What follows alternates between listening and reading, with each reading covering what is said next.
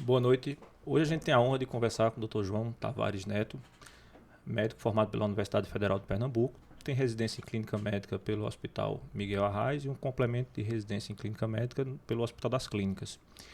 João atualmente é plantonista da UTI do Hospital Regional. O Dr. João também é diretor clínico, o diretor-geral do Instituto Mederi, que fica em Toritama, e também um querido preceptor da residência de clínica médica lá do Hospital Mestre Vitalino. Doutor João, prazer enorme tê-lo aqui. Prazer é meu, Paulo. Prazer é meu poder trazer alguma informação aqui para vocês e ajudar nesse teu projeto, né? Você já com a tendência aqui em Caruaru de ser um grande comunicador, um grande educador aí na área de saúde, dando entrevistas, distribuindo aí informações de boa qualidade. Então é um prazer enorme estar aqui. Não, a gente que se sente honrado com uma figura desse naipe aqui com a gente, né? Dessa importância. E como é que foi essa trajetória? Essa sua trajetória na aventura na medicina? Na medicina, né? Bem, eu saí cedo de Toritama, sou toritamense, né? Nasci aqui em Caruaru, mas sou de fato toritamense.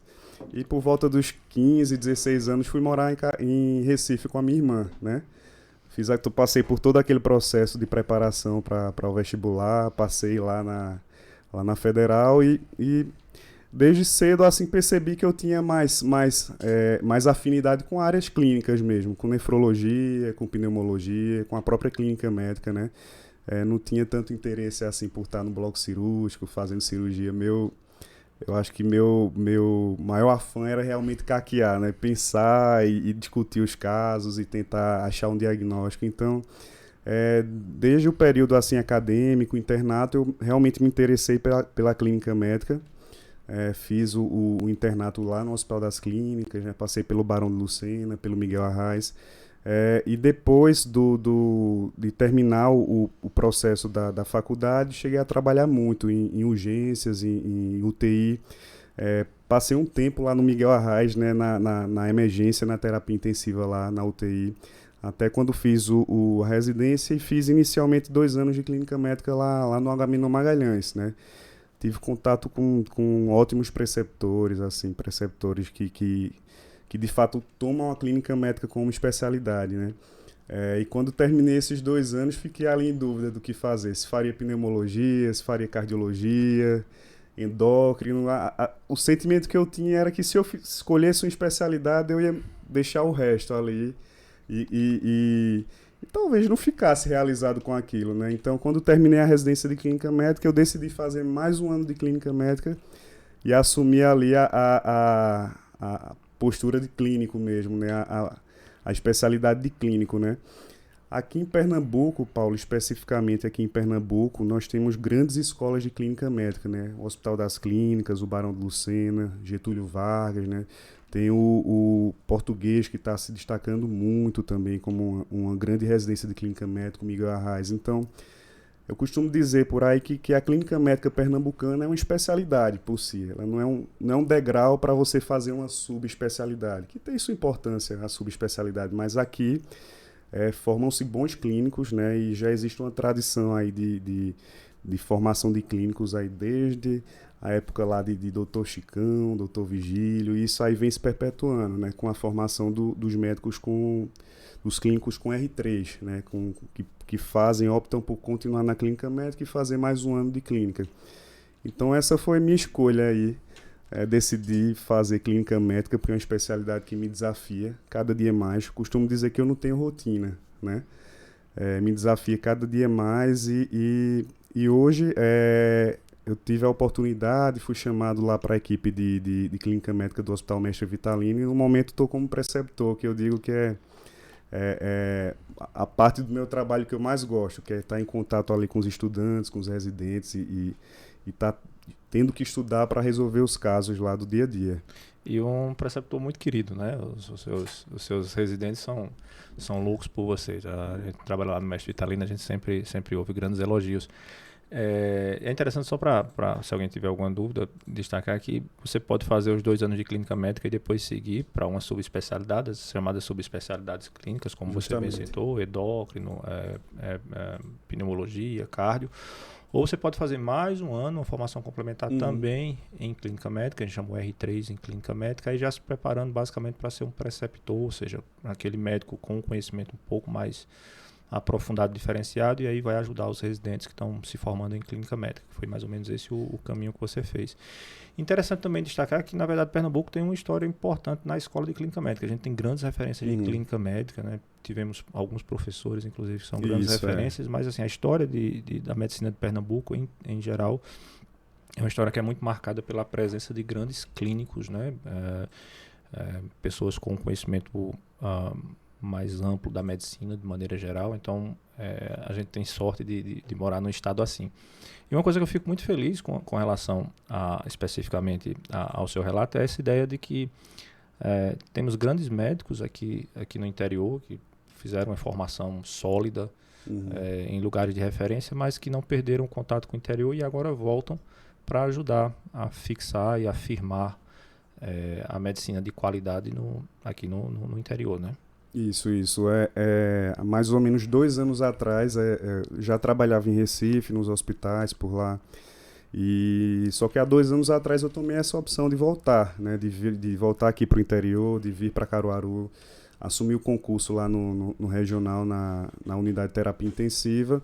E tomei essa decisão de vir aqui tentar desbravar, assim, digamos. Existem grandes clínicos aqui na cidade, é importante ressaltar isso, mas a clínica médica é uma especialidade que de certa forma, é relativamente pouco procurada, né? O paciente, ele meio que...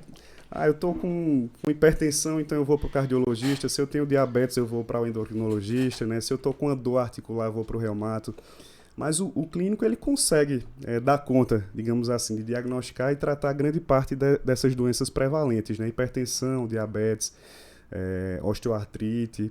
De certa forma, o paciente, ele inicialmente, cair no consultório de um clínico bem formado, ele, de certa forma, tem a oportunidade de ser visto em sua completude ali, né? Ele é avaliado como um paciente, assim, de uma forma global, não assim direcionado especificamente para determinada doença ou grupo de patologias, sabe?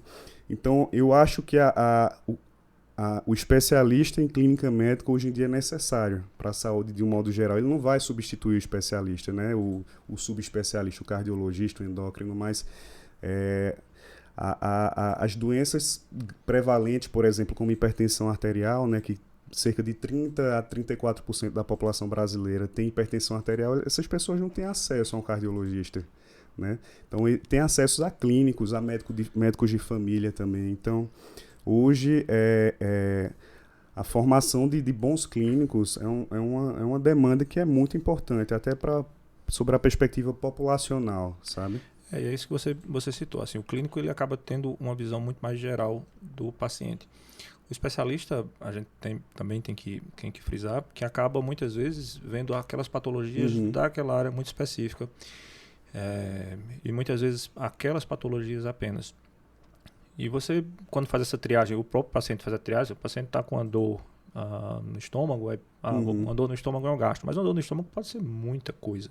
Justamente. E aí muitas vezes o gastro, com toda a sua competência, obviamente, ele vai procurar as patologias mais comuns no trato gastrointestinal, mas muitas vezes, se o paciente talvez tivesse sido visto por um clínico com uma visão mais ampla, poderia ter feito uma investigação diagnóstica um pouco mais adequada.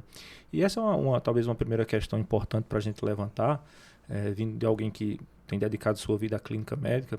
Hoje a gente vê uma medicina muito especializada, no sentido de que é o do subespecialista, associado também a aparatos cada vez mais tecnológicos. Então, hoje a gente tem pacientes cada vez mais cobrando exames e cobrando especialistas em áreas específicas. E a pergunta como é que a gente encaixa a clínica médica hoje nesse contexto, né? Contexto de coisas cada vez mais tecnológicas e modernas?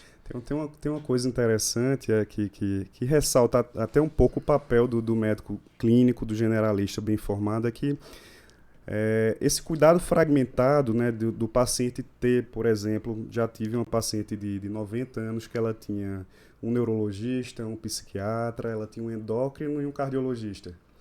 Você pode colocar os melhores especialistas da área, tá? Mas se for muito fragmentado, se eles não se comunicarem, cada um fazer o seu melhor, a soma pode não dar um todo adequado, né? Uma medicação pode interagir uma com a outra, né? Como nesse caso, ela tinha uns sintomas, tinha náusea, tinha vômitos, era devido a um medicamento lá que eu tirei o medicamento e passou, entendeu? Esse cuidado fragmentado às vezes deixa o paciente perdido no meio de uma série de medicações, de vários exames e ninguém consegue centralizar aquilo, né? O clínico ele costuma ser meio que o maestro do cuidado ali. É o médico que vai ser responsável por promover um cuidado e um tratamento horizontal e gerenciar isso. Quando ele precisar de um especialista, ele sinaliza, olha, você precisa ser avaliada sobre esse ponto aqui específico, mas volte para mim com o resultado do exame e a gente vai conseguir planejar o melhor caminho para você. Isso no ambulatório, no consultório, mas isso eu ressalto principalmente no hospital, né? Hoje em dia, eu acho que a figura do clínico no hospital é muito importante, não só para o paciente que interna com a doença clínica, né? Com infecção, né? Mas para o paciente cirúrgico, por exemplo, né? Imagine uma paciente de 80 anos com múltiplas comorbidades que interna por uma fratura de quadril, né? Existem estudos que o médico clínico, o internista, acompanhar esses pacientes, né, com idosos que internam em especialidade cirúrgica, existem estudos que provam que melhora prognóstico, reduz tempo de internamento, reduz custo. Então ele vai auxiliar o cirurgião ali a cuidar melhor do paciente durante o internamento. Então, eu diria que a figura do clínico hoje no cuidado, no tratamento do paciente adulto se assemelharia a de um maestro, de uma ópera, né? Então ele está ali junto do paciente, né? Tentando estabelecer uma certa linha de cuidado, de tratamento e, de certa forma, não deixar o paciente perdido no meio de várias consultas, no meio de vários exames, de várias medicações, que é uma coisa que, de certa forma, acontece no dia a dia. E acaba trazendo muita segurança para o paciente, porque o paciente tem o seu médico de referência também, né? Aquele médico que o paciente pode perguntar quando tiver alguma dúvida sobre as mais diferentes áreas. Porque, de repente, se você tiver um especialista como sendo o seu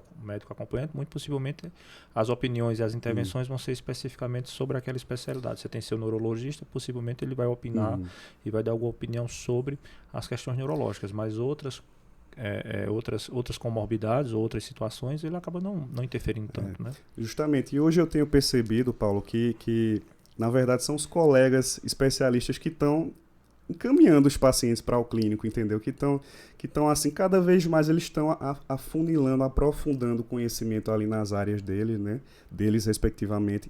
Eles acabam delegando para um clínico, para o geriatra também, o cuidado do paciente de uma forma holística, global, sabe? Eu tive um caso recentemente de uma paciente que eu faço acompanhamento domiciliar, que ela teve um infarto, encaminhei ela para o hospital privado e chamei um colega cardiologista.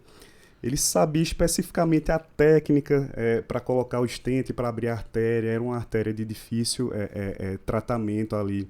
Ele utilizou um ultrassom endoscópico lá, colocou dentro do vasinho dela do coração e ele conseguiu fazer o tratamento da forma mais eficaz. Então, veja a profundidade do conhecimento, né, que ele tem acerca daquela determinada área ali que é hemodinâmica. Então, eu cuidei da paciente enquanto ela estava internada, né, fazia toda a articulação ali com a equipe, né, chamei a nutrição, né, para otimizar aporte proteico, a fisioterapia, para não deixar ela muito imobilizada, né, tratei a infecção urinária, então dei todo o suporte para a paciente, enquanto o cardiologista se preocupou em fazer a intervenção dele lá no momento mais adequado. Então, os colegas especialistas já estão percebendo isso e estão encaminhando os pacientes para o clínico, para o geriatra também, que tem esse papel, atuar nesse gerenciamento de cuidado. Inclusive assim. Isso tem sido uma diretriz importante nos hospitais de referência, né? Hoje a gente tem a figura dos hospitalistas, que são clínicos que fazem a evolução dos pacientes, mesmo os pacientes com qualquer outra comorbidade, porque a gente precisa lembrar que a gente não interna uma fratura, não interna um infarto, a gente interna um paciente que teve uma fratura ou um paciente que teve um infarto, mas aquele paciente vem com um conjunto enorme, muitas vezes, de comorbidades que precisam ser bem gerenciadas, inclusive vai impactar no resultado do procedimento, muitas vezes esse paciente está fazendo. O paciente que vai para uma cirurgia com diabetes descompensado, por exemplo, ele tem muito mais chance de ter uma evolução desfavorável do que aquele paciente que vai com uma situação muito mais controlada. Né? Isso, justamente de descompensar, de ter algum evento durante o procedimento lá. Aqui, especificamente no Brasil, esse papel de médico hospitalista, digamos assim, recai muito sobre o clínico, né? Ao longo da nossa formação de clínica médica, praticamente a gente passa os 2 anos na enfermaria, em contato com pacientes internados, faz ambulatório também. Mas ao longo da nossa formação, a gente cuida muito do paciente internado, né? E tem essa experiência, essa mão de lidar com o paciente ali na enfermaria e acaba que recai sobre o médico formado em clínica médica aqui no Brasil. Existem alguns países, por exemplo, Estados Unidos, Canadá e Austrália, se não me falha a memória, existe já uma especialidade à parte que é o médico hospitalista ou a medicina hospitalar. Eles normalmente são médicos que saem da clínica médica e se especializam nisso, em cuidar de paciente internado isso já mostrou muito resultado em termos de melhora de prognóstico do paciente, em termos de redução de tempo de internação, em termos de redução de custo, melhora da impressão do paciente acerca do cuidado que ele teve também. Então isso já é tendência mundo afora, o paciente internado em um hospital ser cuidado por um médico hospitalista. Aqui no Brasil ainda é a clínica médica que tem esse papel. Que acaba assumindo esse cuidado.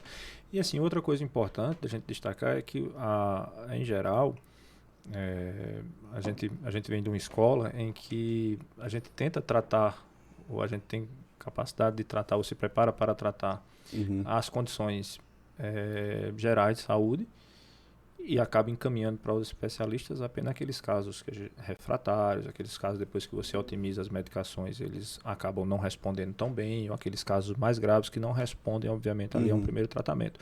E a gente vê muito assim, descobre-se um pico hipertensivo, o paciente faz um pico hipertensivo e o paciente corre direto para o cardiologista. Aquele paciente talvez precisasse de uma avaliação inicial de um clínico para avaliar realmente se aquela condição é uma condição de hipertensão ou não. E depois, os casos refratários acabam sendo encaminhados para a especialidade. E aí, começando a falar assim, especificamente de hipertensão, quais são os primeiros sinais e sintomas? Porque a hipertensão acaba sendo uma doença silenciosa, né? Justamente. Você não tem, basicamente, ali no começo, algum sinal e sintoma. Como é que a gente consegue hipertensão é uma doença muito prevalente, né? Como eu falei. Aqui no Brasil, a estimativa é que em torno de 30% a 34% dos brasileiros adultos sejam hipertensos, né? Mas o diagnóstico não é tão simples assim como a maior parte das pessoas imagina, né? Para você confirmar que de fato o paciente tem hipertensão, você precisa aferir a pressão em um cenário ideal, adequado. O paciente precisa estar tranquilo ali no consultório, você precisa fazer todos os passos ali para aferir a pressão com a técnica correta, né? E idealmente você precisa aferir a pressão dele 2 ou 3 vezes no consultório e em mais de uma situação para poder confirmar a hipertensão, né? O que é muito comum no dia a dia é alguém, por exemplo, passar por um estresse emocional, né? Alguém chegar com um tensiômetro lá na hora, ou de repente se machucou, teve uma topada e você aferir a pressão nessa ocasião. Boa parte das vezes o paciente ele tem o que a gente chama de pseudocrise hipertensiva. Ele não é hipertenso, mas teve um pico ali numa situação de estresse, né? Algumas vezes também ele vai para o médico ali na consulta, às vezes é uma situação de ansiedade, de receio e a pressão está elevada e é o que a gente chama de hipertensão do jaleco branco. Na verdade ele não é hipertenso. Uma expressão bem conhecida, eu tenho medo do médico, eu tenho a hipertensão do jaleco branco, né? Isso realmente existe, né? Disso aí você tira a importância da medida domiciliar da pressão arterial, né? A principal forma de medir a pressão arterial hoje em dia é através do mapa, que é um exame que o paciente vai para a clínica, pega um aparelho lá, onde ele fica aferindo a pressão a cada 15 ou 30 minutos. Aí eu consigo ter uma medida mais fidedigna da pressão do paciente. Então, às vezes, aqueles pacientes que chegam com pressão alta no consultório, você pede o mapa, vai para casa, a pressão dele é normal, ele não é hipertenso. Às vezes acontece o contrário também. Você mede a pressão dele, ele está com a pressão ali limítrofe, né? Um pouco abaixo do limite superior ali da normalidade. Mas ele é obeso, ele é diabético, você tem que suspeitar que ele possa ser hipertenso. Então você pede e às vezes a pressão está alta em casa e normal no consultório. Isso é o que a gente chama de hipertensão mascarada. Então, o diagnóstico de hipertensão nem sempre é fácil, né? Mas o que ajuda muito o médico, o clínico, o cardiologista a definir se ele é hipertenso é a medida domiciliar da pressão arterial. Inclusive que a medida domiciliar também, ela acaba dando para você um padrão dessa hipertensão, porque às vezes você pode ter uma tendência a ter hipertensão em determinados momentos do dia, ou mais à noite, ou mais durante o dia, que inclusive muda muito, às vezes, a conduta que você vai ter diante desse paciente. Isso, né? isso. Por exemplo, à noite, o ideal é que durante o sono o paciente tenha o que a gente chama de descenso noturno. Porque ele relaxa, a pressão ela fica um pouco abaixo do basal ali. Quando ele não tem esse descenso noturno, ele é um paciente com risco cardiovascular mais alto. Ou seja, tem um risco maior de desenvolver, de ter infarto, de ter algum AVC, porque ele precisa dessa queda da pressão durante o momento do sono ali. E a gente só descobre através do mapa. Tem outra forma de medir a pressão em casa também, que é o MRPA. O paciente pega um aparelho padronizado e ele vai medir durante 5 dias ali, de manhã e à noite. E vai trazer esse registro para o médico poder ajustar as medicações ou confirmar ou não se ele é hipertenso. Mas o mapa, de certa forma, é o padrão ouro para você confirmar a hipertensão arterial no paciente. O mapa, quando ele está alterado, ele é o método de aferição que está mais relacionado a desfecho cardiovascular. Então, hoje em dia, é muito importante a gente ter acesso a esses exames, a formas de medida domiciliar, de medidas domiciliares da pressão arterial, para poder definir o diagnóstico. E aí ele fica 24 horas com o aparelho, depois entrega lá na clínica, depois faz a leitura adequada, vê os gráficos, né? E aí ele tem esse diagnóstico ou não. Isso, justamente. E outro detalhe importante, a medida domiciliar da pressão arterial é muito importante no tratamento também. Porque imagine, eu tenho um paciente idoso de 80 anos, às vezes frágil, sarcopênico, com osteopenia ou osteoporose. Ele vai para a consulta, às vezes a pressão está um pouquinho mais alta lá durante a consulta e você acrescenta outro antihipertensivo. Em casa a pressão dele não estava alta, mas esse outro antihipertensivo faz ele ter uma hipotensão postural, pode cair e fraturar o quadril, ou pode ter uma síncope, algum trauma craniano. Então, a medida domiciliar da pressão arterial não só é importante para o diagnóstico, mas para o tratamento também.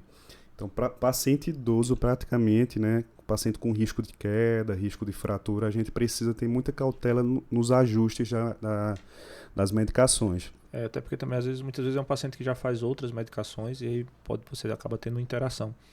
E, em geral, você pode até tolerar uma pressão um pouquinho mais alta nesses pacientes mais idosos, justamente por causa dessa possibilidade do desfecho de um risco de queda, por exemplo, quando você faz uma hipotensão.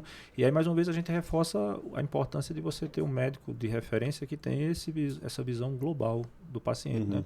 Às vezes, esse paciente, por exemplo, que não faz essa queda de pressão durante o sono, é um paciente que está ali numa situação limítrofe, mas ele pode também ser um paciente tabagista, pode ser um paciente hipertenso, um paciente obeso, pode ser um paciente, por exemplo, que tem apneia do sono. E aí, muitas vezes, esse paciente vai precisar começar o tratamento de maneira preventiva, porque se você deixar também ele muito solto, ele vai acabar tendo um risco muito maior, né? Sim, sim. E lembrar que as doenças, elas vêm em conjunto, né? O paciente hipertenso normalmente tem fatores de risco em comum para desenvolver diabetes, dislipidemia, síndrome da apneia obstrutiva do sono. Se ele desenvolve obesidade, tem maior risco para ter osteoartrose de joelhos, de coluna. Então,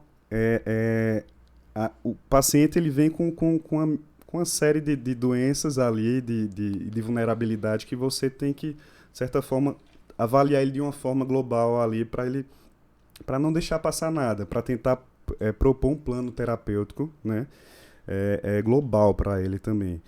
Então, as doenças elas vêm em conjunto, então se você for procurar um especialista para cada doença, tem paciente que você vai precisar de 5 médicos para poder cuidar dele, né? Ou talvez 5 médicos para começar a cuidar dele, né? Fora todas as outras coisas que vão aparecer depois. E os riscos da hipertensão? Porque a hipertensão acaba sendo uma coisa muito silenciosa, né? O risco dessa hipertensão não cuidada adequadamente. O risco da hipertensão não cuidada adequadamente é ela desenvolver ao longo de anos risco para eventos cardiovasculares, né, como eu falei, hipertensão, infarto agudo do miocárdio, né, AVC, e também desenvolver lesões em outros órgãos, como por exemplo o rim. O paciente pode desenvolver nefropatia hipertensiva por essa hipertensão mal controlada cronicamente. O paciente pode desenvolver retinopatia hipertensiva, pode desenvolver insuficiência cardíaca. E ao longo dessa avaliação, né, além de diagnosticar a hipertensão, nós temos que controlar os outros fatores de risco e pesquisar lesões de órgão-alvo. Por exemplo, o paciente hipertenso ele precisa fazer a fundoscopia, avaliar se ele já tem algum sinal de retinopatia hipertensiva no fundo do olho. Ele precisa dosar a proteína na urina, fazer a dosagem da proteinúria para ver se o rim dele já está sofrendo cronicamente pela hipertensão, né? A gente precisa fazer também o cálculo do índice tornozelo braquial, que é para avaliar a pressão nas pernas, nos braços, ver se ele já tem algum grau de obstrução das artérias das pernas. Então, na avaliação inicial do paciente hipertenso, além de dar o diagnóstico, ver outros fatores de risco, eu tenho que pesquisar lesões de órgão-alvo. E às vezes lesões subclínicas, né? O paciente ele pode ter uma proteinúria discreta ali, ele pode estar perdendo proteína por conta da lesão, da hipertensão, e está sob risco de desenvolver doença renal crônica e de precisar de hemodiálise em algum momento da vida. Então a gente tenta rastrear e diagnosticar essas lesões de forma inicial para poder controlar melhor. Então, o paciente que tem uma suspeita ou que está sendo investigado para hipertensão, a gente fecha o diagnóstico de hipertensão para esse paciente. Agora a gente vai precisar não só começar o tratamento de maneira efetiva, medicamentoso, mas assim, orientar uma mudança de estilo de vida e começar a fazer esse rastreio, né? Então o paciente vai precisar passar por avaliação para ver olho, né? Porque acaba sendo, né, como você bem falou, um órgão que vai sofrer com a pressão alta. O rim acaba também sendo uma preocupação grande, a gente tem que monitorizar isso. Então lembrar que uma vez dado o diagnóstico de hipertensão, não é apenas dar o diagnóstico e começar o tratamento, mas é precisar também fazer essa avaliação nos potenciais danos dessa hipertensão. Né? Ainda sobre hipertensão, tem duas questões muito importantes, que uma delas é você pensar na possibilidade de ele ter uma hipertensão secundária, que é quando o paciente ele tem uma doença que leva à hipertensão, né? Normalmente tem alguns sinais, algumas alterações que levam o médico a pensar nisso. Ele não é hipertenso por si próprio, ele não tem o que a gente chama de hipertensão primária, hipertensão essencial. Ele tem alguma doença que causa hipertensão. Picos hipertensivos muito altos, por exemplo. Né? Pressões de difícil controle. Paciente muito jovem começa a ser hipertenso. Isso, antes dos 30 ou após os 55. E você tem que pensar nessa possibilidade de ter uma hipertensão secundária para poder diagnosticar e tratar. Quando você trata a condição, a hipertensão se resolve, entendeu? Por exemplo, ele pode ter uma obstrução da artéria renal, né? E tem o que a gente chama de hipertensão renovascular. Ele pode ter um aumento de um hormônio chamado aldosterona, né? E você tratar essa condição e ser resolvida a hipertensão. E outra questão também acerca da hipertensão é que os médicos, de uma forma geral, né, todo mundo tem que ter uma postura mais proativa em termos de controlar a pressão de forma adequada, né? Antigamente a gente acabava tratando assim de uma forma muito mais lenta, começava só um único antihipertensivo para um paciente que já tem uma hipertensão mais significativa, uma hipertensão grau 2 ou grau 3, né? E pedia para o paciente voltar em 3 meses, né? Hoje em dia, tanto a diretriz brasileira como a europeia e a americana sinalizam que você deve ter uma postura mais assertiva. Começar com dois medicamentos em associação para controlar a pressão do paciente de forma mais adequada, logo de início, mas sem também baixar demais a pressão para ele não ter efeitos colaterais e riscos com isso. Para classificar esses graus da hipertensão, a gente leva em consideração só os índices pressóricos, o valor da pressão, ou a gente leva em consideração também já a lesão de órgão-alvo, nessa classificação, se é hipertensão de grau 1, grau 2? Para definir o tratamento, né, primeiro a gente precisa, após diagnosticar a pressão, ver os níveis pressóricos do paciente no consultório, né, e a gente classifica o paciente hipertenso, aquele que tem uma pressão sistólica, né, que é a pressão mais alta, que aparece lá no tensiômetro, maior que 140, ou a diastólica maior que 90, né. Se ele, por diversas aferições no consultório, tem uma pressão maior que 140 por 90 ou 14 por 9 no linguajar mais popular, eu considero ele hipertenso, né? Então, se essa pressão maior, sistólica, varia de 140 até 159 e a diastólica de 90 até 99, eu considero hipertenso grau 1. Quando a pressão chega ali acima de 160 até 179, é hipertenso grau 2, a sistólica. Quando passa de 180 por 110, eu já considero ele hipertenso grau 3, tá? Um paciente hipertenso grau 1 e grau 2, a gente já tem que começar com 2 medicações em associação. Hoje em dia, o ideal é começar a associação de 2 medicamentos, idealmente em um único comprimido, em doses mais baixas para você não ter efeito colateral. O paciente hipertenso grau 3, você já tem que começar realmente 2 medicações logo de cara, porque é o que está sob risco de ter lesão de órgão-alvo, de ter uma urgência hipertensiva também. Então, eu levo em consideração os níveis pressóricos para poder definir o tratamento e o risco cardiovascular, que hoje em dia a diretriz recomenda que o médico use calculadoras, né, com uma avaliação de risco global, que é a calculadora que nós utilizamos aqui no Brasil, e tem a calculadora americana também, que é o ASCVD, que a gente utiliza também, porque a depender do risco, Paulo, eu posso até tratar um paciente pré-hipertenso. Por exemplo, o paciente pré-hipertenso que tem a pressão ali um pouco abaixo de 14/9, entre 130/14 e a mínima entre 85/9, eu devo começar tratamento medicamentoso se ele tiver um risco cardiovascular alto. Então, além do nível pressórico, eu tenho que calcular o risco cardiovascular para poder definir o tratamento dele. A gente está vendo que não é só uma medida ali sozinha, única, que vai dizer se você é hipertenso ou não, e obviamente todas essas diretrizes, essas condutas, elas muitas vezes precisam ser individualizadas, né? E uma coisa importante também de destacar é que boa parte dessas medicações antihipertensivas estão disponíveis de graça no SUS, né? Isso. Essas associações em um único comprimido de 2 substâncias diferentes é que a gente praticamente não tem disponível no SUS, né? Infelizmente, uma coisa que é muito importante, Paulo, para ter uma maior aderência terapêutica é que seja fácil tomar a medicação.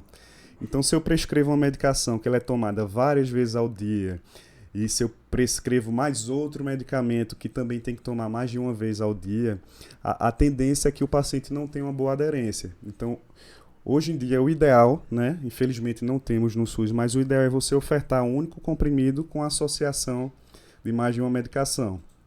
Existe, por exemplo, oferta de medicação, né, em um único comprimido com 3 substâncias ali para o paciente hipertenso que não controla com 2 medicações, entendeu? Então isso melhora muito a aderência terapêutica, né? E já existe diretriz, já existem estudos que mostram que é o ideal.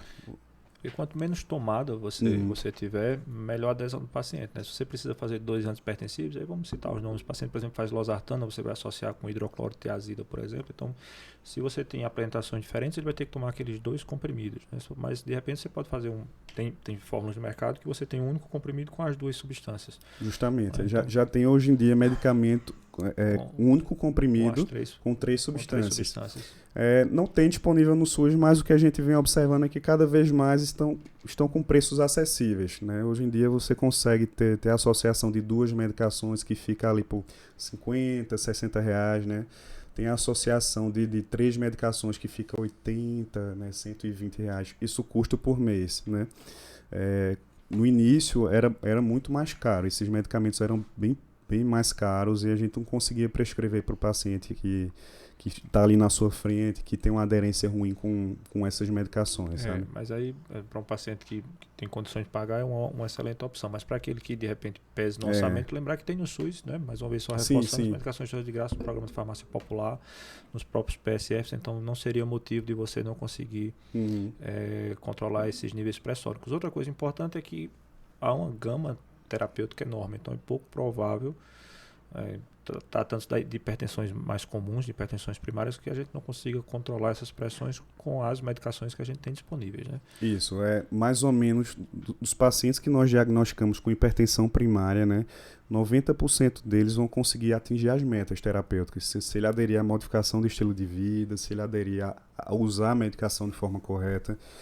Praticamente só 10% vão ter vão apresentar o que a gente chama de hipertensão resistente ou hipertensão refratária, né? Aí, nesses casos, o médico da família, o clínico, cabe a ele, né, se ele não está conseguindo, de fato, atingir um alvo terapêutico ali junto com o paciente, pedir a avaliação do cardiologista, pedir a opinião de outro médico que vai poder ajudar a ter um controle pressórico melhor, a pensar em outra causa de hipertensão, talvez. E quando o paciente, além da hipertensão, tem a obesidade, acaba sendo já um fator de risco importante para essa hipertensão e às vezes o paciente tem um manejo um pouco mais difícil, né? O paciente obeso, normalmente, ele tem... Quem é obeso tem mais chance de desenvolver hipertensão, né? Até porque é parte ali de hábitos de vida, né? Ele tem uma tendência a ter uma dieta mais hipersódica, ele normalmente é mais sedentário. O paciente obeso, ele tende a ter níveis pressóricos mais elevados. E é uma constância também. Você tem um paciente hipertenso, com obeso, às vezes com resistência insulínica ou com diabetes, e você ter que começar o tratamento como um todo para ele, né? Hoje a gente entende como uma síndrome metabólica, né? Porque você acaba, não é só obesidade, não é só hipertensão, não é só a resistência à insulina, mas acaba sendo tudo junto, Isso. né?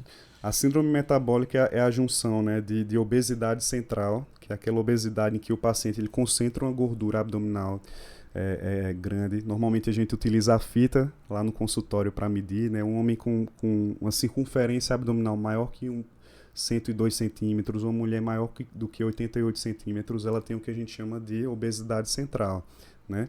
O paciente vem com dislipidemia também, aumento dos níveis de colesterol e triglicerídeo, ele vem com hipertensão e também tem a resistência insulínica que popularmente a gente chama de pré-diabetes ou diabetes em si.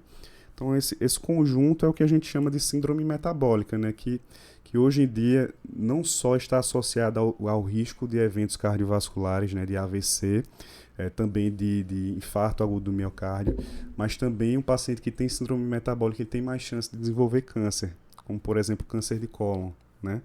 Porque, enfim, é um paciente mais inflamado, é um paciente que também tem essa propensão a ter maior incidência de câncer também. Hoje a própria obesidade é vista também como uma situação mais pró-inflamatória, né? O paciente com excesso de gordura acaba tendo uma condição mais pró-inflamatória de maneira geral, né?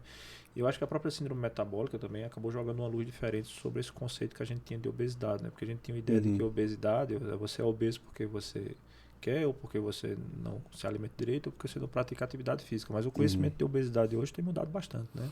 E hoje em dia também o que as diretrizes, o que os especialistas de uma forma geral vêm alertando muito é que os médicos têm que tomar uma postura mais proativa em termos de oferecer tratamento para a obesidade, né?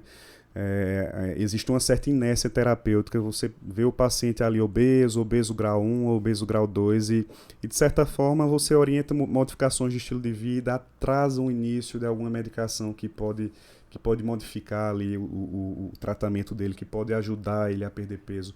Atrasa às vezes até o encaminhamento para um serviço que pode disponibilizar o procedimento de cirurgia bariátrica, né? No dia a dia eu atendo pacientes obesos no consultório e, por exemplo, quando já tem obesidade mórbida, um IMC maior que 40, uma obesidade grau 2 ali, eu faço contato com amigos, colegas de centros de cirurgia bariátrica e já encaminho de imediato esse paciente. Lá ele vai ter acesso a uma equipe multidisciplinar, psicólogo, endocrinologista, fonoaudiólogo, vai ter acesso ao cirurgião, especialista em cirurgia bariátrica, e lá ele vai conseguir ter o tratamento para a obesidade, que realmente requer essa linha de cuidado, requer todos esses especialistas para a gente ter um sucesso, né? Eu digo que eu vi na minha família isso realmente, o quão importante é você tratar a obesidade. Minha mãe era obesa mórbida, tinha artrose, hipertensão mal controlada, tinha diabetes também. Ela, tempos atrás, isso já tem uns 4 anos, ela fez o acompanhamento com a equipe de cirurgia bariátrica do Hospital das Clínicas, lá de Recife, e conseguiu fazer a cirurgia. Depois de 2 anos de acompanhamento, 2 longos anos, né, de muito cuidado, muita orientação por parte da equipe, ela fez a cirurgia e isso modificou a vida dela de uma forma... Hoje ela é muito mais ativa, as dores no joelho estão melhores, ela não usa nenhum remédio para hipertensão, nenhum remédio para diabetes, para você ter ideia. As outras condições remitiram. Então, todos os médicos têm que tomar uma postura, uma conduta mais proativa em termos de ofertar o tratamento da obesidade. Você pode não tratar, não ter experiência em prescrever essas medicações novas, né, como os inibidores de GLP-1. Né? Você pode não ter experiência em lidar, em prescrever essas medicações, mas você tem que saber direcionar o paciente para o profissional ou para o grupo de profissionais certos. Então, eu acho que isso é o papel do clínico também, né? Tentar ver qual é o problema que o paciente tem, a demanda que ele tem ali e saber direcionar. É porque muitas vezes esse paciente obeso, precisa se entender a condição que levou ele a isso, avaliar muitas vezes as condições associadas e você conseguir estratificar risco e classificar, né? Porque aí você vai ter um tratamento diferente. Tem paciente que você vai indicar, olha, mude hábitos de vida, faça uma restrição de dieta, atividade física, mas tem outros que você vai precisar indicar medicação, tem outros que vão precisar ir para cirurgia. Então eu acho que esse papel do clínico é fundamental nessa avaliação. E é um paciente que você vai precisar de uma abordagem multidisciplinar, porque vai precisar também de uma equipe muito profissional, nutricionista, às vezes fisioterapia, vai precisar de psicólogo, às vezes até de intervenção de psiquiatra, porque esses pacientes às vezes também têm transtorno de ansiedade associado, tem transtorno alimentar, tem transtorno obsessivo compulsivo, e aí desconta isso na dieta também, então precisa ser avaliado de uma maneira geral. E aí como é que a gente faz essa estratificação de risco desses pacientes? Como é que a gente classifica esses pacientes? E a partir daí como é que a gente mais ou menos diz, olha, esse paciente eu posso talvez só com atividade, só com uma dieta mais específica. Esse aqui já tem uma indicação de começar uma medicação, esse aqui eu já preciso encaminhar para a cirurgia. Primeiro a gente classifica, né? Na consulta, além de fazer a medida da circunferência abdominal, nós fazemos também o cálculo do IMC, que é o índice de massa corpórea. Você vê o peso do paciente e divide pela altura ao quadrado, né? O IMC normal está ali entre a faixa de 18,5 e 25. Quem está entre 25 e 30 é um paciente que eu considero com sobrepeso. Entre 30 e 35, obesidade grau 1. Entre 35 e 40, obesidade grau 2. E acima de 40 é o paciente com obesidade mórbida, né? Os pacientes com sobrepeso, de uma forma geral, eu tenho que orientar que ele faça modificações de estilo de vida. Atividade física, pelo menos 150 minutos de atividade moderada, como a OMS recomenda. Alimentação com restrição calórica, né? Aí a importância do nutricionista para poder orientar uma alimentação mais adequada. E você pode tentar ali durante 3, 6 meses, um paciente com sobrepeso, fazer um tratamento apenas com modificação do estilo de vida. Se ele já tiver um IMC ali maior que 27,5, mas com outros fatores de risco para doença cardiovascular, como por exemplo diabetes, hipertensão, né? Você já pode tentar propor alguma medicação para tratamento da obesidade. Às vezes a medicação também vai tratar uma comorbidade, como por exemplo diabetes, né? Então, paciente com sobrepeso com risco cardiovascular mais alto e outras comorbidades, você pode propor tratamento medicamentoso, além das modificações de estilo de vida. Obeso grau 1, ele já precisa de alguma medicação. Então, esses pacientes é o paciente que muitas vezes vai para o médico, ele não mal fala sobre a obesidade, dá só orientações genéricas sobre a atividade física e nutrição, mas não propõe o tratamento. Obeso grau 1, ele tem, normalmente o tratamento recomendado é esse, modificação de estilo de vida e medicação. A partir da obesidade grau 2, principalmente se ele tiver fatores de risco associados, né, hipertensão, comorbidades associadas, hipertensão, diabetes, você já pode propor a cirurgia bariátrica para ele, né? Então, obeso grau 2 e grau 3, a cirurgia bariátrica realmente é o que vai ajudar ele a ter uma perda de peso e uma manutenção a longo prazo, tá? Mas também pode já iniciar tratamento medicamentoso, além das modificações de estilo de vida. E aí eu acho que vale a pena algumas observações importantes. A primeira é o seguinte, aquela ideia, aquele mito que tem que só obeso mórbido que tem indicação de cirurgia, né? Na verdade, o obeso que já ainda não é mórbido, mas que já tem essas comorbidades, já teria uma indicação de fazer um procedimento pelos benefícios e ganhos que você vai ter. E a outra questão que a gente vê, não sei se você observa assim também, é uma supermedicalização, ou seja, muitas pessoas que são sobrepeso, ou até mesmo o obeso grau 1, eles pulam a etapa de mudança do estilo de vida, de atividade física, de restringir a dieta e querem logo medicação. É interessante. Alguns pacientes já chegam querendo uma solução mais fácil, né? Uma solução que normalmente não envolve agir na causa, atuar na causa ali. É sedentário, não tem tempo para praticar atividade física ou come de forma desregrada, às vezes de uma forma compulsiva, mas quer tomar uma medicação que iniba o apetite para ele ter uma perda de peso ali, que normalmente não é duradoura.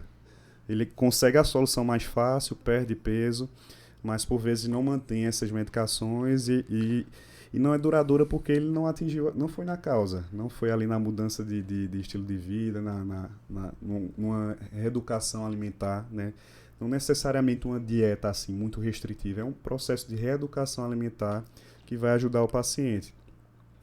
Já tive até colegas de profissão que no meio dessa rotina médica, né, louca que a gente vive às vezes, que enfim, não tinha tempo para se cuidar, para fazer atividade física, comia muita coisa no plantão, mas começou medicação para perder peso enfim, isso não foi duradouro, né? Ele não conseguiu manter isso por muito tempo, não atingiu a causa ali. Assim, a indústria farmacêutica evoluiu muito, né, nos últimos anos, né? Produziu esses inibidores de apetite injetáveis, já você fica administrando as doses. Mas lembrando que não é um tratamento barato, né? Custo. Você, pelo menos os estudos mostram que você realmente reduz peso porque você inibe o apetite. Há alguns ganhos secundários, como diminuição, por exemplo, dos índices de glicemia, né? De glicose no sangue, mas que você vai precisar manter também, porque se você parar, você vai voltar à situação que você era antes de fazer a medicação, né? Por isso que é importante esse estilo de vida mais saudável, né? Porque a ideia é que a medicação lhe ajude nessa primeira fase, né? Nesses primeiros meses, você mantém um estilo de vida mais saudável e aí você vai pensar talvez até em suspender essa medicação, mantendo o estilo de vida saudável, e aí você vai conseguir manter um peso adequado, né? Isso, tem estudos com a liraglutida, por exemplo, que mostram uma perda de peso eficaz durante o segmento e manutenção da medicação ali por 2 anos, né? Mas que quando suspende, normalmente há um reganho de peso, tá? Então, só a medicação não resolve. O paciente realmente ele precisa ter consciência, estar bem orientado, né, de que ele vai precisar mudar hábito de vida para poder ter uma manutenção e um controle do peso mais adequado. E os estudos mostram que quando você reduz peso, né, você diminui índices de pressão, você melhora a sua glicemia, você diminui as medicações que você fazia. Então, muitas vezes, esses pacientes hipertensos grau 1, eles acabam reduzindo os índices pressóricos e, às vezes, inclusive, abandonando a medicação quando eles reduzem o peso, né? Tem um caso até de um colega médico, né, que enfim, ganhou peso ali durante um momento da vida, um momento da formação, chegou a ter obesidade grau 2 e desenvolveu hipertensão. Começou a tomar medicação, aí depois que a vida dele se reorganizou, ele começou a praticar atividade física regularmente, a organizar a alimentação que ele levava para o trabalho, começou a perder peso, chegou num determinado momento que ele estava se sentindo tonto, assim, às vezes tinha um mal-estar, tontura, e foi aferir, a pressão dele estava muito baixa, porque ele controlou o peso, a hipertensão remitiu, e ele continuou a usar o antihipertensivo. Aí a pressão dele estava 9/6, 10/6, e ele tendo tontura por conta do antihipertensivo.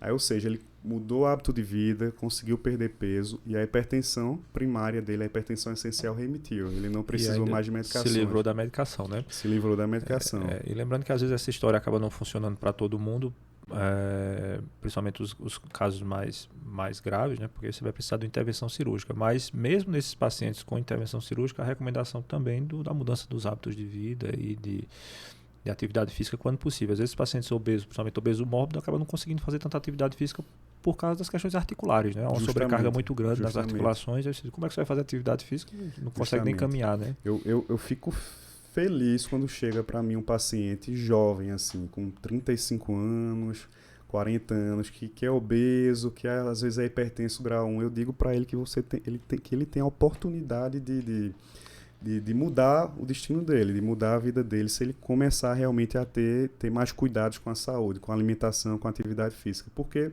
quando o paciente já chegou obeso, hipertenso ali aos 60, 65, ele começar a aderir a uma atividade física regular, começar a ter a se alimentar melhor, é bem mais difícil, sabe? Ele às vezes já tem outras comorbidades que impedem que ele faça uma atividade física, como por exemplo insuficiência cardíaca, doença aterosclerótica, né? Então, o paciente com essas condições eles têm que fazer atividade física, mas às vezes a gente precisa tratar, compensar e é difícil. O paciente jovem ele tem a oportunidade ali de começar a mudar os hábitos de vida e mudar o destino dele. Eu digo no consultório que hoje a expectativa média de vida de um brasileiro é de 74 anos o homem, 76 a mulher. Só que você pode chegar aos 74 anos cardiopata, com insuficiência cardíaca, né? Ou com sequela de algum AVC, ou você pode chegar ativo, né? E produtivo, né? E produtivo, porque plantou ao longo da vida, né? Teve hábitos que propiciaram que você chegasse a atingir essa velhice com muita saúde.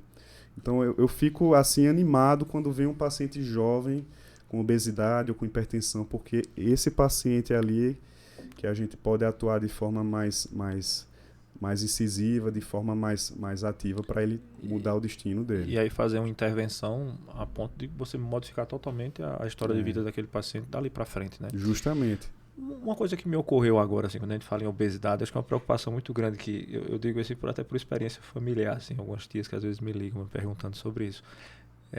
Que é aquela famosa gordura no fígado. As pessoas têm a ideia de que sim, eu quero ver como é que está a minha gordura no fígado. A gente chama o termo técnico de esteatose hepática. E aí o paciente às vezes assim, um pouco mais obeso, nem tanto obeso, faz um ultrassom, tem lá a gordura no fígado. E fica aquela preocupação, eu tenho gordura no fígado, não tenho gordura no fígado.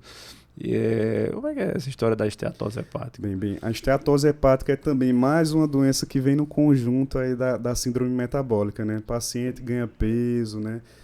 Sedentário, desenvolve resistência insulínica. A resistência insulínica está muito associada ao desenvolvimento da esteatose hepática. E ao longo dos anos ele vai acumulando gordura no fígado, nos hepatócitos, que são as células do fígado. Bem, e essa gordura, ao longo de anos, pode inflamar o fígado e levar ao risco dele desenvolver cirrose e de desenvolver hepatocarcinoma, que é o câncer, o tumor primário do fígado, né? Então, a gordura no fígado não é uma coisa inocente. Ali, deu só uma gordurinha no fígado no ultrassom de rotina, de check-up que o paciente fez. Então, se o paciente tiver assim, feito algum exame que identificou que tem gordura no fígado, já seria um sinal de alerta para alguma coisa que precisa ser modificada. Com certeza. Ele precisa avaliar as outras comorbidades, hipertensão, diabetes, dislipidemia, calcular o risco cardiovascular. E a gente precisa avaliar o grau de fibrose que esse fígado já tem, né? Normalmente tem umas formas matemáticas que o médico utiliza para ver se ele já tem fibrose ou não. Porque a depender da presença de fibrose, a gente tem que ser um pouco mais agressivo, incisivo no tratamento, porque ele tem risco de desenvolver cirrose, de desenvolver hepatocarcinoma. E às vezes essas formas elas não conseguem definir para a gente se o paciente tem fibrose, se o fígado dele já está inflamado e se já está ficando duro. Às vezes a gente precisa partir para um exame de imagem mais rebuscado, como por exemplo a elastografia hepática. Pode ser feita por ultrassom ou também pela ressonância magnética. Porque se ele já tiver alguma fibrose inicial, alguma fibrose incipiente ali no fígado, a gente precisa iniciar tratamento medicamentoso. Os exames de sangue ajudam? Os exames de fígado ajudam porque a gente utiliza eles para calcular esse nível de fibrose, né? A gente tem as enzimas hepáticas, elas já podem estar elevadas, me mostrar que existe uma inflamação no fígado, mas através dos exames que eu consigo fazer os cálculos. Tem uma fórmula lá, FIP4, tem mais outras formas que eu consigo inferir isso e avaliar o risco do paciente. E aí, se esse paciente, além da gordurinha no fígado lá, na esteatose hepática, aquele resultado sai na ultrassom, um paciente que fuma, um paciente que faz uso de bebida alcoólica, ter também bastante cuidado, né? O paciente que bebe, né, dependendo do nível de ingestão de álcool, ele pode também desenvolver, que é a doença hepática gordurosa pelo álcool, né? E também tem risco de desenvolver cirrose e outras complicações, outras doenças no fígado. Mas o paciente tabagista também tem uma incidência maior de esteatose hepática, o paciente diabético também tem uma incidência maior de esteatose hepática. Tanto a hipertensão, tanto o tabagismo como o alcoolismo são também fatores de risco para a doença cardiovascular, né? E desenvolvimento de esteatose. É muito importante tentar e avaliar bem esses pacientes com esteatose hepática, justamente pelo risco que eu falei, de desenvolvimento de cirrose. Lá nos Estados Unidos, por exemplo, eles conseguem medir muito melhor do que a gente. A esteatose hepática é a segunda maior causa de transplante hepático nos pacientes, veja. Então, aqui no Brasil nós temos ainda muita estossomose, muita hepatite, mas já nos países mais desenvolvidos eles têm uma incidência maior de de cirrose de transplante hepático por doença hepática gordurosa não alcoólica. O consumo também de alimentação mais rica em carboidrato também do que a gente acaba tendo uma certa influência, né? Justamente. Mas assim, o paciente de repente nos seus exames percebeu que recebeu o diagnóstico de esteatose hepática, de gordura no fígado, o ideal é que esse paciente passe por uma avaliação, né? Para a gente avaliar os fatores de risco associados e pelo menos tentar quantificar essa esteatose, né? Isso, a gente quantifica através das formas, através desses exames que eu falei mais específicos de imagem, né? Nessa avaliação também a gente tem que pensar às vezes em outros diagnósticos diferenciais. Por exemplo, algumas medicações podem causar acúmulo de gordura e talvez eu tenha que suspender, né? Como por exemplo medicamentos para arritmia, alguns medicamentos para baixar a imunidade, para quem tem, por exemplo, alguma doença autoimune, quem fez algum transplante. Algumas medicações podem causar isso, algumas outras doenças que a gente tem que avaliar também no diagnóstico diferencial de patologias hepáticas, para poder de fato definir que ele tem uma esteatose hepática ou uma esteatohepatite, né, que é quando a gordura inflama o fígado, e propor o tratamento. Infelizmente, as medicações para a esteatose hepática não têm um nível de evidência tão robusto assim. Então, a gente ainda não achou uma medicação que seja de fato efetiva em reduzir o acúmulo de gordura, em reduzir o risco de desenvolvimento de cirrose e de hepatocarcinoma. Mas o mais importante é, de fato, aderir às modificações de estilo de vida. Perder peso, atividade física, melhorar a dieta, controlar a pressão, se tiver hábito como, por exemplo, fumar ou beber, tentar reduzir esses hábitos, né? E aí você pode fazer exames de controle depois e avaliar como é que foi essa evolução, né? Isso, justamente. Você pode estar repetindo o cálculo das formas ou fazendo novamente esse exame de elastografia para ver se o grau de fibrose do fígado vem diminuindo, né? Porque o ideal é diagnosticar a fibrose inicial, não é diagnosticar a cirrose, que já é um fígado todo duro, né, já totalmente fibrosado, que o paciente tem risco de desenvolver as complicações, né? É interessante também destacar que a gente está acostumado com cirrose como associada ao consumo excessivo de bebida alcoólica, mas na verdade a cirrose é uma condição do fígado que pode ser provocada por outras circunstâncias, inclusive pela própria esteatose, né? Qualquer doença crônica no fígado, qualquer doença que venha a gerar um dano, a inflamar constantemente o fígado, pode levar à cirrose. E aí, ainda falando sobre essa questão de esteatose hepática, também não é motivo para as pessoas ficarem pedindo ultrassonografia de abdômen total sem muito critério, né? Porque às vezes a gente percebe muito isso, assim, os pacientes meio ávidos por o famoso check-up na clínica, né, médica, e esse check-up precisa ser todos os exames de laboratório, todos os exames de sangue, feitos todos os anos, inclusive. Uma tia minha que às vezes diz assim, olha, eu queria entrar numa máquina, né, que me entrasse na máquina, fizesse um exame, dissesse tudo que eu tenho. Aí eu digo, olha, eu não sei, acho que essa máquina não existe não. Mas como é que funciona essa questão das indicações de exames de rotina para a gente rastrear as principais complicações e comorbidades associadas? A gente faz para todo mundo de todo jeito, a gente leva em consideração fatores de risco? A vida moderna trouxe uma coisa interessante, Paulo. Todo mundo hoje quer ter certeza das coisas, né? Hoje eu entro no celular, eu peço uma comida lá no iFoods, vai chegar em 30 minutos. Hoje eu compro uma passagem de avião no celular, eu vou para o aeroporto em tal hora e eu vou pegar meu voo para determinado destino, né? A vida moderna vem trazendo essa facilidade e todo mundo hoje quer ter certeza das coisas, quer colocar isso em números e não necessariamente isso se aplica à saúde, tá? Então, as pessoas chegam procurando clínico, procurando muito cardiologista, querendo fazer um check-up, uma série de exames que é para ter certeza que está tudo bem, e muitas vezes não fazem o básico. Não se alimentam bem, não fazem atividade física, não tomam vacinas, né? Então, o check-up hoje, na realidade, é diferente do que a maioria das pessoas pensa. O check-up é uma avaliação médica. O paciente ele vai para o consultório para ser avaliado pelo médico, para o médico fazer a entrevista, a anamnese, para o médico examinar o paciente, medir a circunferência abdominal, ver o peso, medir a pressão arterial, saber sobre o histórico familiar. Sua família tem diabetes, tem histórico de infarto, tem histórico de câncer.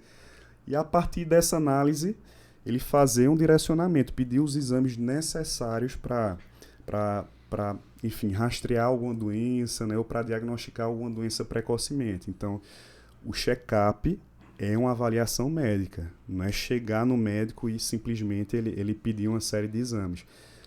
Alguns pacientes vão para mim já pedindo isso. Aí quando sai da consulta, sai com a impressão, doutor, eu pensei que você só ia pedir exame para fazer.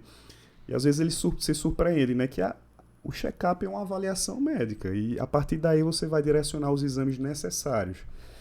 Exame em excesso, às vezes leva a resultados falsos positivos, né? E às vezes leva à necessidade de fazer outro exame, leva angústia para o paciente, leva angústia para os familiares. Então, praticamente, o que é que a gente tem de rotina básica da avaliação de um adulto, assim, de check-up? Ele precisa avaliar a pressão arterial, né? A partir dos 40 anos, ele precisa dosar a glicemia de jejum, fazer a dosagem do colesterol e dos triglicerídeos também. E também ele precisa ter essa avaliação antropométrica, que é medir a circunferência abdominal, cálculo do IMC, e dependendo de alguns fatores de risco, você direcionar algum exame, por exemplo, para screening de câncer, por exemplo, né? Paciente grande tabagista, né, que tem ali seus 70 anos, ele precisa fazer uma tomografia de tórax, ou o paciente com mais de 55 anos precisa fazer uma colonoscopia para rastreio de câncer de cólon, tá?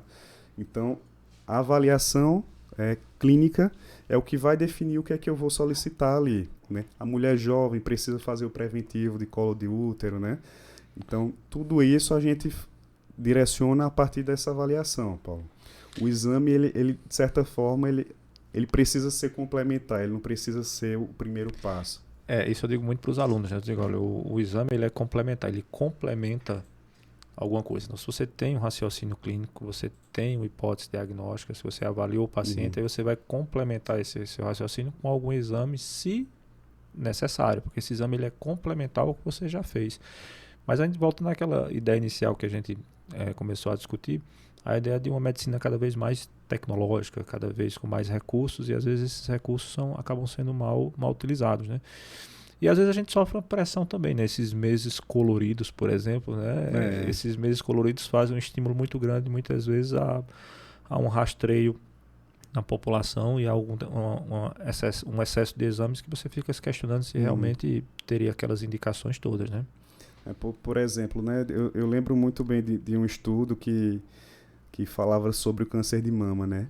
E via que a grande maioria das mulheres americanas diagnosticadas com câncer de mama, quando em consultório, né, quase 80% não era avaliada clinicamente. O médico não conversava com ela, não fazia o exame físico de palpar a região axilar, palpar a mama, perguntar sobre alguma queixa ativa sobre isso. Grande parte das vezes era só exame complementar, né? E às vezes algumas mulheres, elas não fazem ou já tem uma lesão ali, e você, em vez de pedir o exame de rastreio, pedir um exame de diagnóstico, né?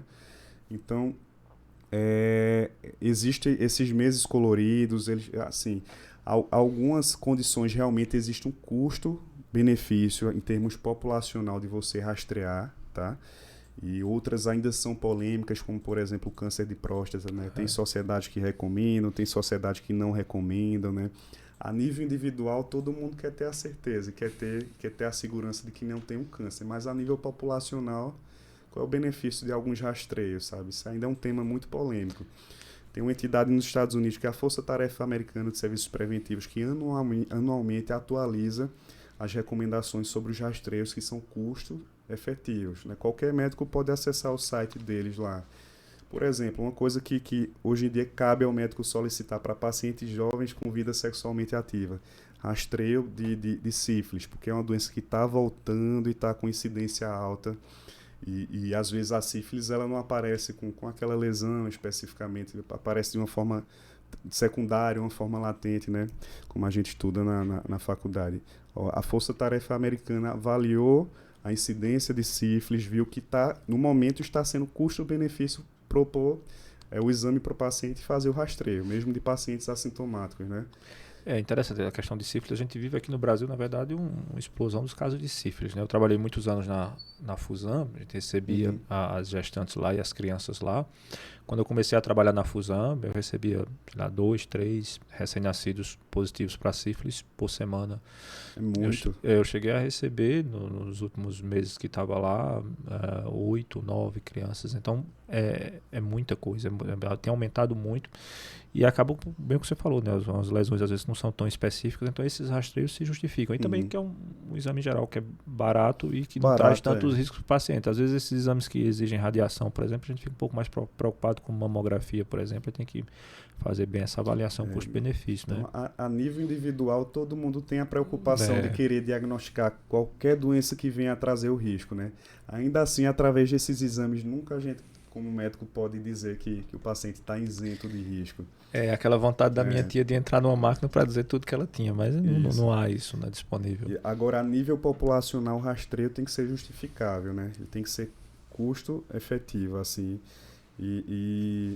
Existem entidades já especializadas nisso que orientam anualmente e atualizam as orientações para a gente ir lá buscar informação e propor para o paciente. Então, hoje eu já estou pedindo, por exemplo, teste de sífilis para todo paciente jovem com vida sexualmente ativa.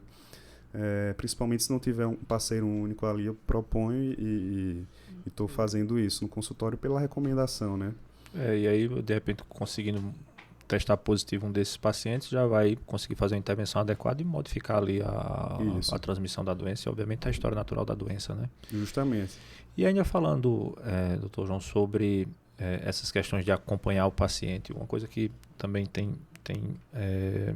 trazido a atenção para a gente nesse período pós-pandemia tem sido o acompanhamento desses pacientes pós-Covid, né? A gente tem observado muitos desses pacientes, inclusive pacientes jovens, com algumas sequelas importantes, né? Isso. Desde pacientes com hipertensão, pacientes com diabetes, pacientes com problemas neurológicos, problemas psiquiátricos pós-Covid. Como é que tem sido o acompanhamento desses pacientes? Hoje eu posso dizer assim que os casos, a grande maioria dos casos são casos leves, né? O paciente normalmente, hoje dá para a gente considerar através da vacinação em massa que os pacientes normalmente vêm com casos leves, com resfriado, com a gripe, mas no passado, nos picos de incidência de Covid-19, nós vimos os pacientes adoecendo agudamente, né? Desenvolvendo aquela síndrome da respiratória aguda grave, necessitando internamento. Nós vimos que esses pacientes muitas vezes saíam do hospital e persistiam com sintomas ali por semanas a meses. Às vezes era um paciente com um quadro mais leve, que de fato teve uma gripe, que ficou em casa, mas persistiu com sintomas ali por semanas a meses. E cada vez foram estudando isso e acho que mais ou menos em outubro do ano passado foi que taxaram um termo lá, Covid longa, né, que é a Covid crônica, né, que é quando o paciente ele tem sintomas persistentes após o quadro de infecção aguda. E quais são os sintomas principais, né? O principal é fadiga, né? Muita astenia, o paciente fica com cansaço físico, assim, às vezes isso atrapalha as atividades básicas de vida que ele fazia, né? Atrapalha um pouco no trabalho. O paciente tem dificuldade de concentração, tem dificuldade de dormir às vezes. Tem um que eles chamam de nevoeira, como se eles ficassem com a mente um pouquinho atordoada, assim. Desenvolvem sintomas de ansiedade, de depressão, né? E às vezes podem ter sintomas respiratórios mais arrastados também, como tosse, como dispneia, os esforços, né?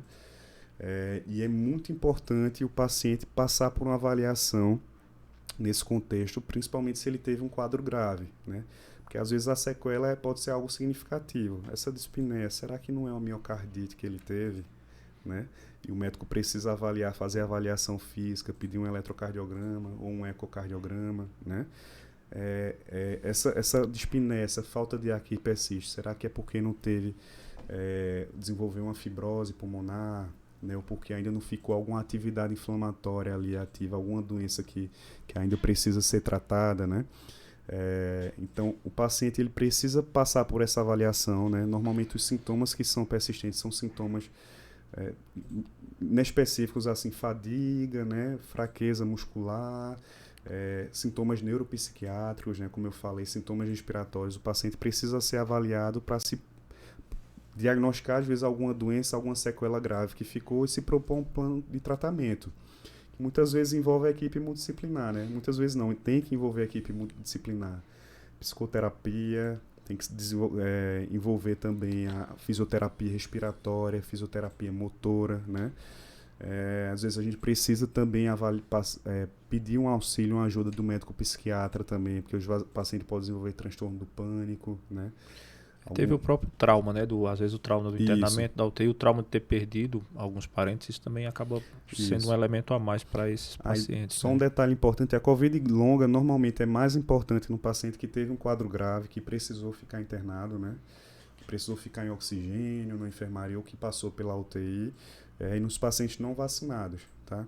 O paciente com quadro leve ele também pode desenvolver, mas normalmente são sintomas mais brandos em que ele passa por pouco tempo ali, ele passa por semanas ou poucos meses, né? Agora é muito importante assim o médico ficar de olho em alguma sequela grave que ficou ali residual, como por exemplo miocardite, alguma inflamação no músculo cardíaco, que é relativamente comum consequência da Covid, né? Os estudos já mostram, já apontam para mais ou menos um tempo médio de duração desses sintomas da Covid longa, ou esses pacientes ainda estão desenvolvendo sintomas? Os pesquisadores começaram a se ater isso, mas pouco ali já no fim da terceira onda, né? Mas depois do momento em que os casos graves estavam reduzindo, né? Mais ou menos ali em outubro do ano passado foi quando taxaram a doença. Eles viram que os casos normalmente têm duração de algumas semanas, 4, 6 semanas. Alguns pacientes têm quadros mais longos, podem chegar a 4, 6 meses. Então pode durar bastante tempo. O paciente vai precisar de uma reabilitação ali com a equipe multidisciplinar e realmente isso interfere muito na qualidade de vida do paciente no pós-Covid, né? Porque eu vejo assim, muitas queixas, inclusive de algumas pessoas próximas, alguns parentes, alguns amigos próximos que tiveram Covid, alguns de forma mais grave, eles reclamam muito de insônia, alguns meses assim, depois, mas até um período longo depois, mas reclamam muito de insônia, falta de concentração, uma queixa importante, e lapso de memória. Lapsos de memória. Lapsos de memória. Uma queixa também que eu vejo em algumas pessoas próximas que têm uma dificuldade maior de memorização. Eu não sei também até que ponto o que eles chamam de lapso de memória também esteja com essa dificuldade de concentração, e aí você não forma memória porque não está se concentrando, mas também com esses lapsos de memória associados, sabe? E assim, tem muita coisa para a gente descobrir ainda, né? Inicialmente o paciente quando tem Covid, o Covid ele causa uma agressão inicial ali no pulmão, causa uma inflamação, né? E essa inflamação libera mediadores que podem causar dano em outras regiões do corpo, como por exemplo inflamar o músculo cardíaco, né? Como por exemplo causar algum grau de encefalite, inflamação do cérebro, de alguma região do cérebro, e isso via trazer as sequelas, né? Então, às vezes os casos eram gritantes, assim, o paciente desenvolvia uma miocardite durante o internamento, ou desenvolvia uma encefalite, né? E a gente precisava tratar ali, mas às vezes a intensidade do dano ali é leve, e eu penso que ele pode persistir com esses sintomas aí por semanas a meses, a depender da intensidade.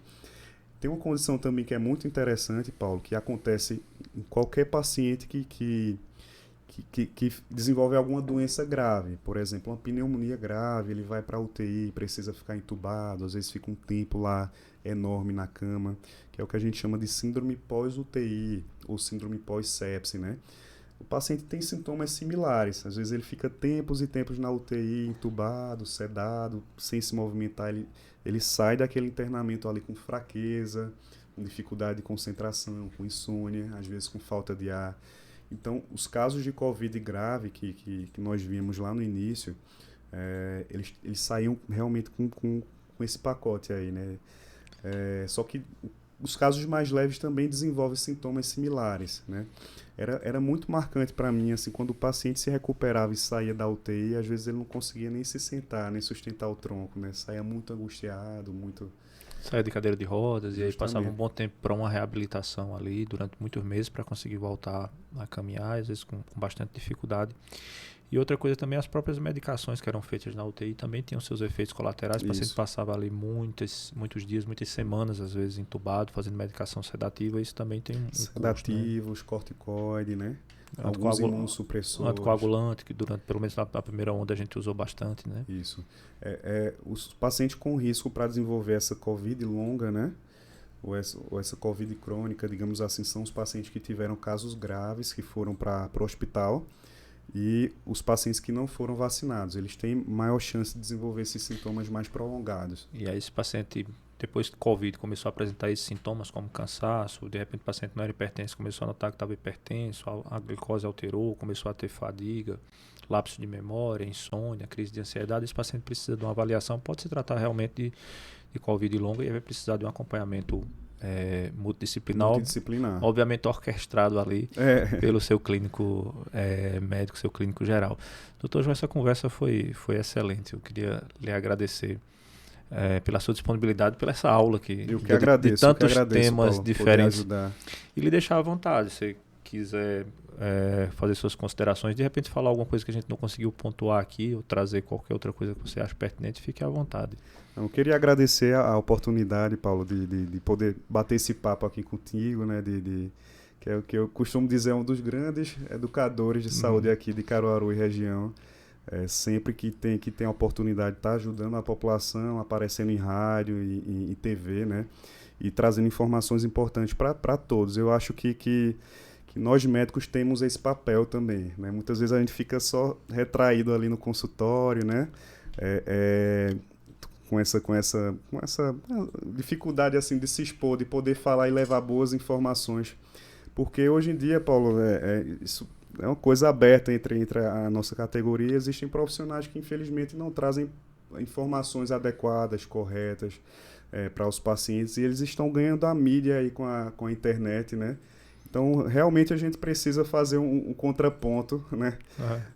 Tentar levar informação de forma séria, informação com embasamento científico e alertar a população aí sobre as condições mais comuns, sobre os riscos que elas podem prevenir, né? Que podem se prevenir. Queria agradecer a oportunidade de aparecer aqui, Paulo. Obrigado. A gente que agradece pela sua ilustre presença. Muito obrigado. E agradecer a vocês que participaram dessa conversa, prestaram atenção aqui, atenta à aula que o professor João deu aqui pra gente. Espero que vocês tenham gostado. Não esqueçam lá de curtir a página, seguir a gente no YouTube. Toda semana a gente vem com um especialista aqui trazendo informações importantes sobre a sua experiência, sobre a sua vivência, sobre a sua prática clínica. E o objetivo maior aqui é a gente trazer informações de qualidade de maneira acessível e que isso de alguma forma possa ajudar as pessoas que estão em casa, esclarecer algumas dúvidas. Estamos sempre à disposição. Um forte abraço a todos e até mais.